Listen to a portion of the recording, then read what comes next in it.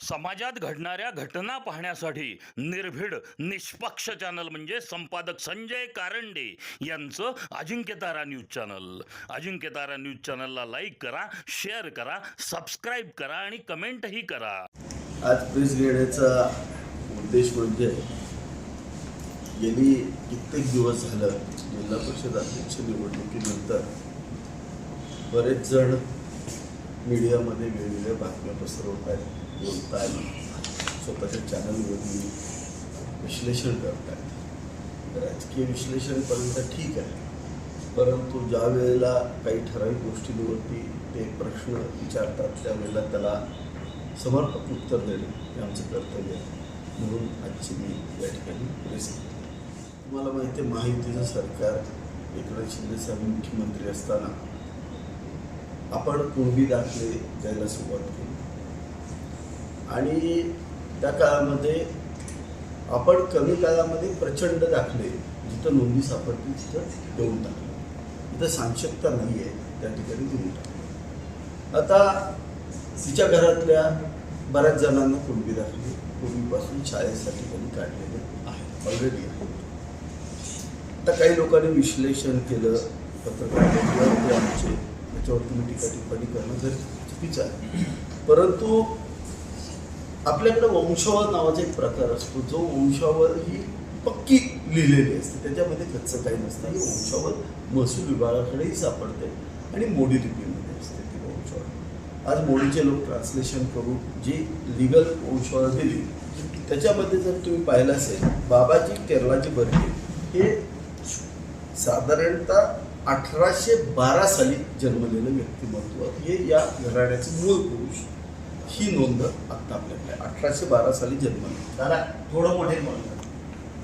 1812 साली बाबाजी केरलाजी बर्गे हे त्या ठिकाणी जन्मले. हे खापर खापर कोंडोबा हे प्रियाचे खापर खापर कोंडोबा. 1812ची पहिली नोंद आपल्याला त्या ठिकाणी सापडते. ते 60व्या वर्षी गेले, म्हणजे किती साली गेले?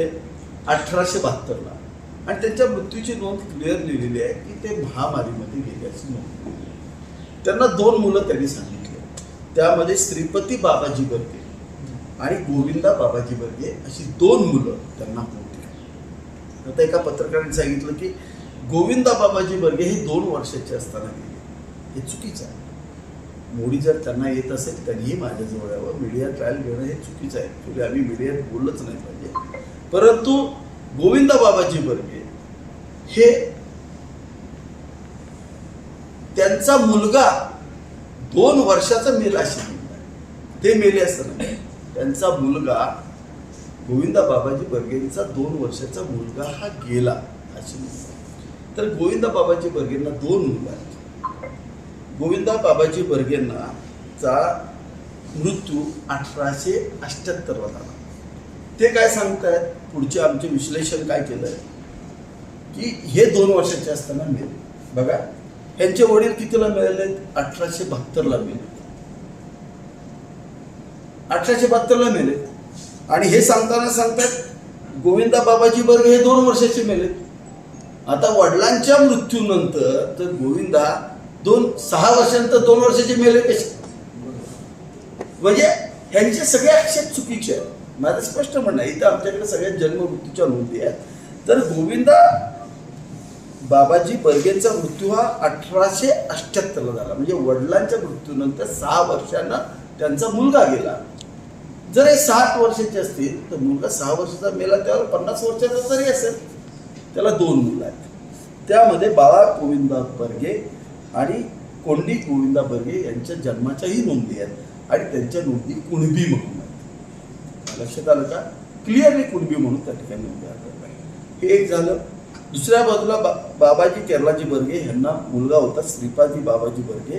त्यांचा मुलगा गणपत किंवा गणू बाबाजी बर्गे बोरगे बरगे अशा पद्धतीचा बोरगे बर्गे आणि बर्गे हे एकच मोडी लिपीमध्ये लिहिताना जर तुम्ही पाहिलं तर एकच असतं.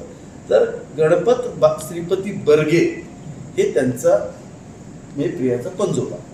त्यांना 2 मुलं, एक आवडी गणपत बर्गे आणि शिदोजी गणपत बर्गे. म्हणजे माझ्या सासऱ्यांची आत्या ही कुणबी आहे हा दाखलाही आपल्याला मिळाला. ती लहानपणी वागलेली आहे आत्या, तिचा दाखला आहे. सिदोजी बर्गे हेही कुणबी आहे, तिचे सख्खे आजोबा त्याचा पण दाखला आहे. तिचे वडील मधुकर बर्गे ते पण शेती करत होते, तेही कलेक्टर होते, त्यांचाही दाखला आहे. कुणबी म्हणजे काय? कुणबी म्हणजे शेती करणार. त्याचे सगळ्याचे 7-12चे उतारे आणि फेरफार हे सगळ्या वंशावळीचे या ठिकाणी जोडलेले आहेत. आणि इतकं क्रिस्टल क्लिअर आहे हे प्रकरण. असं असताना फक्त मीडिया ट्रायल घेऊन माझं मत आहे हे न्यायप्रविष्ट गोष्टी असतात, त्याच्यावरती मीडिया ट्रायल खरं तर व्हायला नाही पाहिजे होत्या.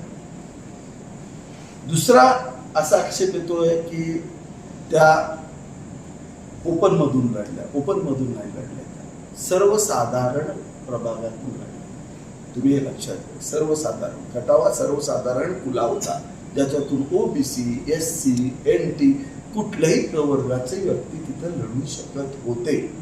आणि कायदा आहे हे बघा, आज एवढा मोठा त्या ठिकाणी तिथं उमेदवारी जाहीर केली ती चुकीची होऊ शकते का? नाही ना. जर मग कलेक्टरने त्याच वेळेला ती बाद केली असती ना. हा कायदा आहे की खुल्या प्रभागातून जो आलेला आहे कॅन्डिडेट तो ओबीसीच्या जागेवर जाऊ शकतो. आणि इथंच नाही, त्याच्यापूर्वी महाराष्ट्रात सगळीकडे झालं.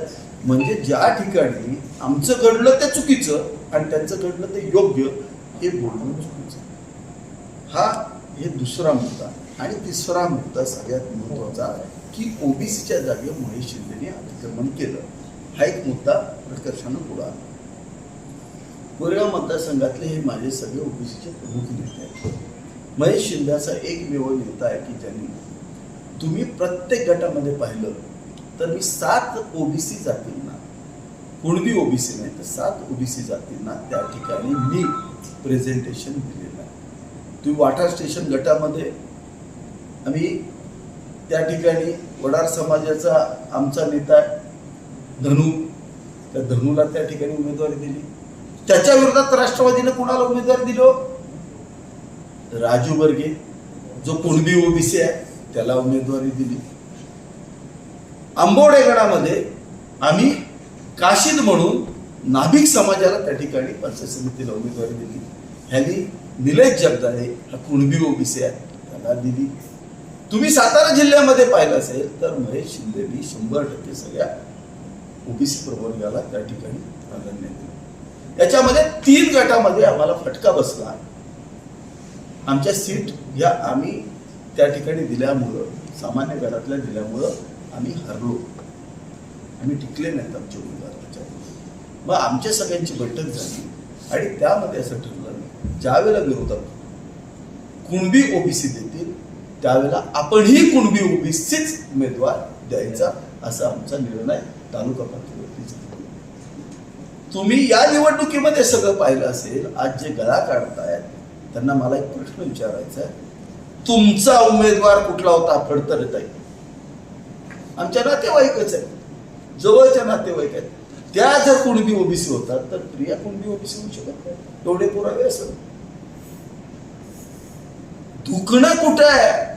दुखणं एकच आहे, एवढं करून दुखत आहे, द्वेष आहे.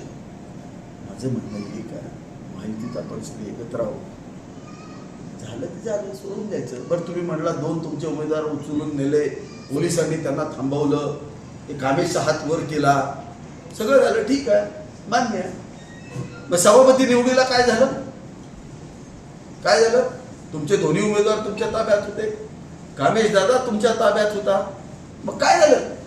आदल्या दिवशी तुमची कामेशजींची बैठक झाली. स्वतः शशिकांत शिंदे साहेब त्या बैठकीला होते. मकरंद आबांच्या घरी 3 तास बैठक झाली ना. मग काय सभापती निवडीला झालं? अरे तुमचे उमेदवार हे महायुतीसाठी निवडून दिलेले होते.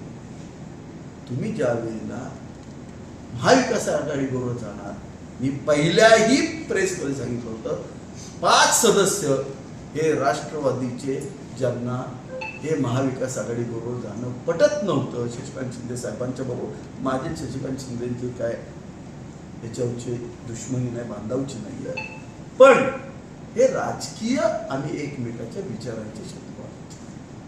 वैयक्तिक काय नाही माझं त्यांचं. म्हणून 5 सदस्य बाजूला गेले, हे लक्षात घ्या. हे आता 2च तुम्ही पाहिलेत, अजून 3 सदस्य होते की जे सदस्य त्याच्यामध्ये सहभागी व्हायला तयार नव्हते. त्यांना भाजपचं देवेंद्र फडणवीस साहेबांचं नेतृत्व मान्य होतं, महायुतीचं नेतृत्व मान्य होतं, महाविकास आघाडीचं नेतृत्व त्यांना मान्य नव्हतं. असे 5 सदस्य आमच्या आता जो आक्षेप घेतला ज्युडिशरी मॅटरमध्ये बोललंच नाही पाहिजे, माझं मत आहे. ज्युडिशरी मॅटरमध्ये मीडिया ट्रायलच्या घेतल्या जातात, वकील काही देऊ किंवा काही तथाकथातून जे आहेत लोक काही की जे स्वतःला चाणक्य समजतात, त्यांनी चुकीचं वागू नये. तुम्हाला ज्या भूमिका मांडायच्या आहेत त्या सक्षम प्राधिकरणाच्या पुढे मांडल्या पाहिजे. आम्ही आमचं दिलं. आज सक्षम प्राधिकरणाचा एखादा अधिकारी एखाद्या जातीचं सर्टिफिकेट देऊ शकतो, तो असा देईल का? कधीच देईल.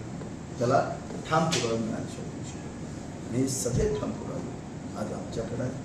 त्यामुळे पुढाला काय वाटतं हे देणं घेणं नाही आहे. जे झालेलं आहे ते झालेलं आहे आणि ते योग्य झालं. समाजात घडणाऱ्या घटना पाहण्यासाठी निर्भीड निष्पक्ष चॅनल म्हणजे संपादक संजय कारंडे यांचं Ajinkyatara news channel. Ajinkyatara news चॅनलला लाईक करा, शेअर करा, सबस्क्राईब करा आणि कमेंटही करा.